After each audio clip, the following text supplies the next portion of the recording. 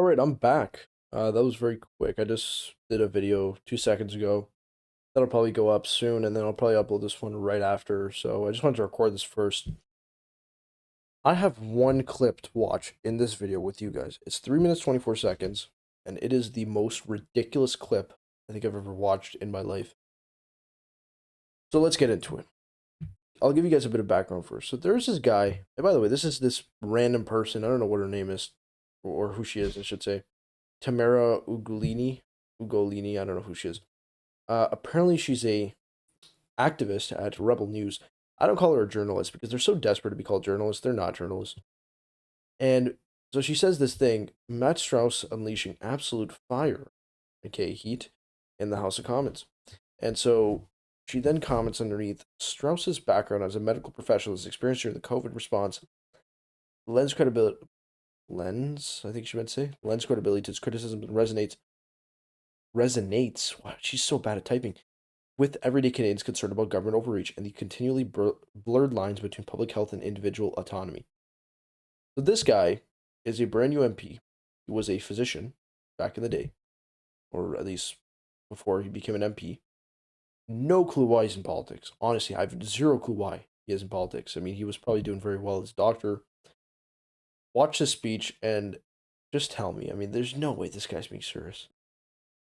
People died of starvation while standing in Soviet bread lines. When healthcare is socialized, you get lines in the ER, and I promise you, people have died and are dying in waiting rooms, in emergency rooms across this country right now. You might think that I'm being he's, com- he's comparing our healthcare system to Soviet bread lines. This guy's a joke. overwrought. Are you kidding seeing me? the ghost of communism where it does not exist.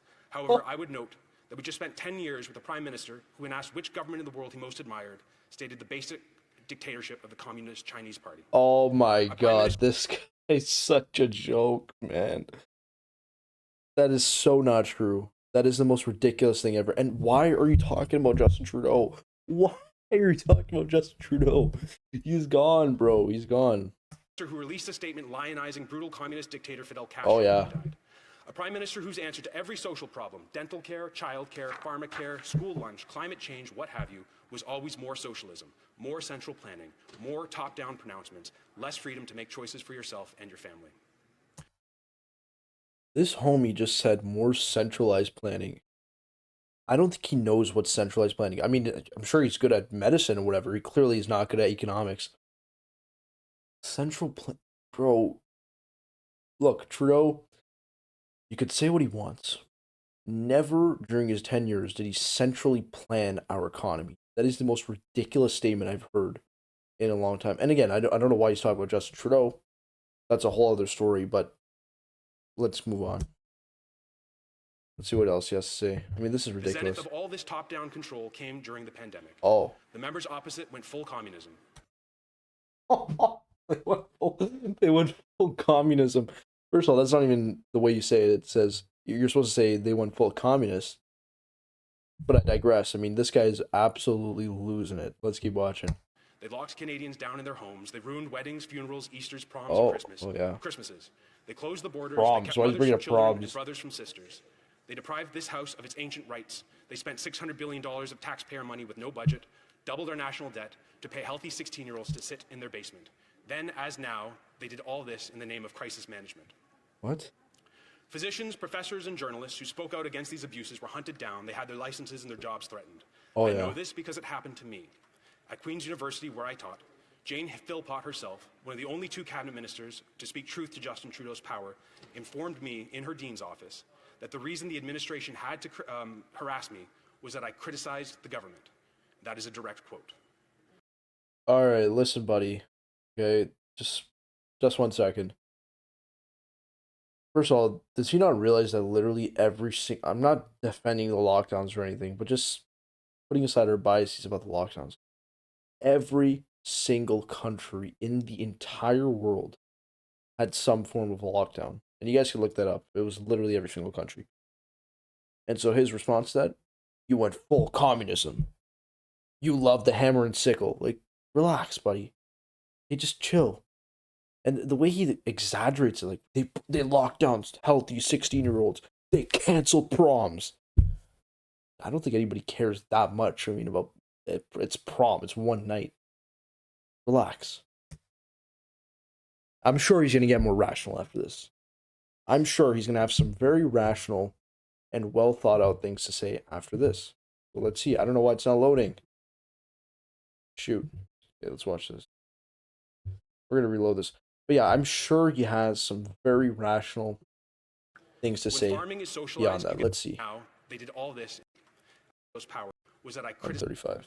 Of course, the Prime Minister and his commissars were immune from all of this. He could Commissars. attend gatherings of He called, greater than 5 if it suited his political purposes, like a called it George Floyd commissars. protest in Ottawa, and he did.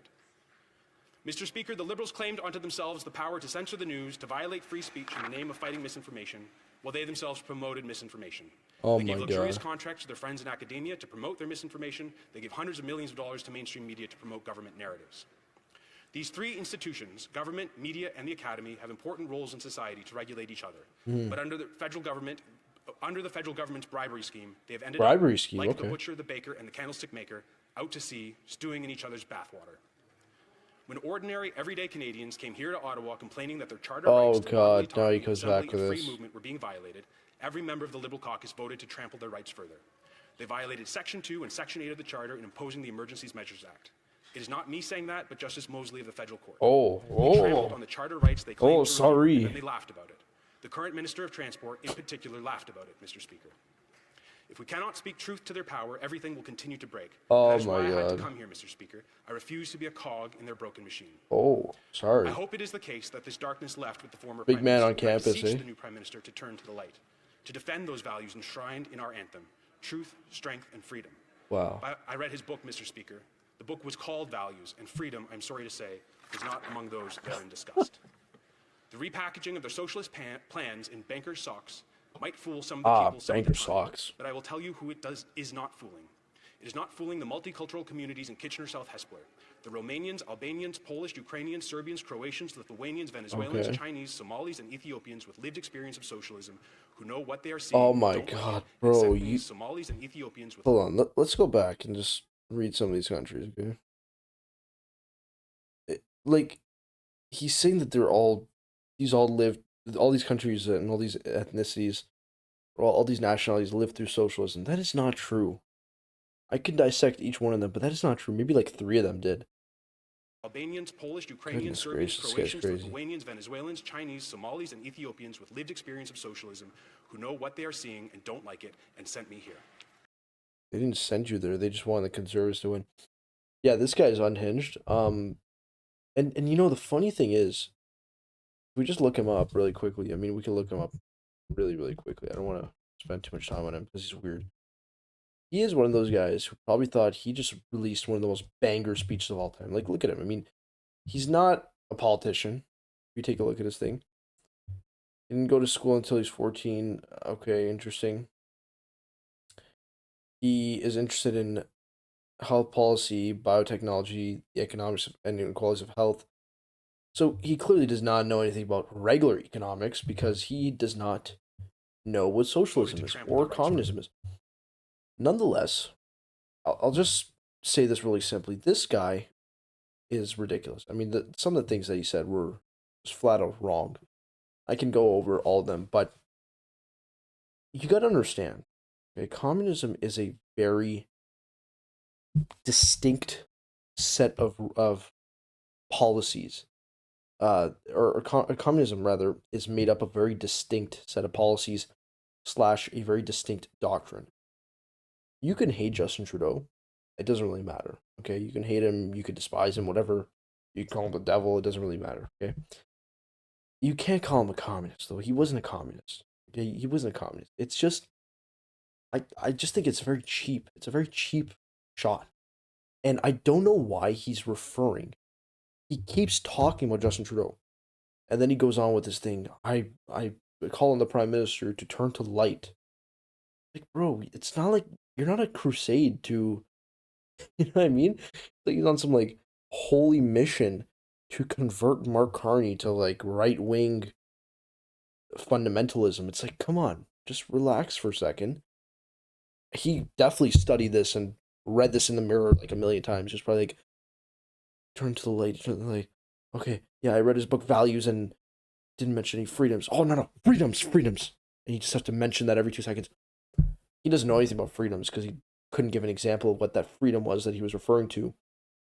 And again, why are you focused on COVID? It's gone, dude. Like, chill. This guy's like stuck in the past, man. He is so stuck in the past. It's like he would have been good 5 years ago, maybe. Maybe even. I don't know. And then he talked about the convoy and stuff. Like, dude, focus on the issue at hand. I mean, nobody cares about that stuff anymore. I could care less about the convoy and COVID and all that stuff. It's done. It's done. Why do you care so much about it? Because the average person does not care about that. So yeah, I thought this was funny. I mean, and I love the coping from some of these people, from these activists, such as Tamara Ugolini, whatever this person is. I don't know, activist slash, you know, uh, conservative campaigner. I don't know what you would call this person. But yeah, basically posted this and says, "Oh, this absolute fire." I don't know what this video is. It's ridiculous. It's ridiculous, and I just find it funny that again he's just trying to weaponize the word communism and use it so loosely, as if it's some sort of like candy or something. I mean, Justin Trudeau is not a communist. Okay, we've never had a communist here in Canada. We've never had anybody who's even been close to communist.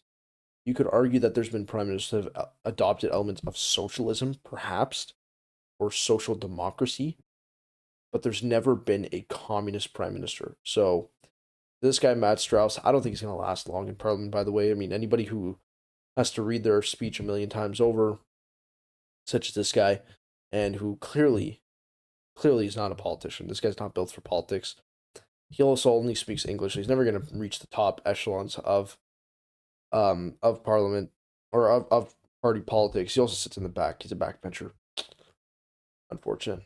But yeah, I mean, you would expect that anyways. I mean, they lost the election, but again, I have no clue who this guy was. I had no clue who he was before, and I don't know, maybe he should read the Communist Manifesto. Maybe we could send him a book, a copy of the Communist Manifesto. Maybe he'll become a communist. I don't know, because clearly he is stuck in this echo chamber, man. It's ridiculous. Let me know what you guys think in the comments below. Again, thank you guys for watching the video. Depending on how this one does, I may or may not make another video, which, like I said in my previous one, I think most guys won't like what I'm going to be saying in the next video. It's not anything controversial. It has something to do with the channel. I'll leave it at that. Thank you guys for watching. I'll see you on the next one.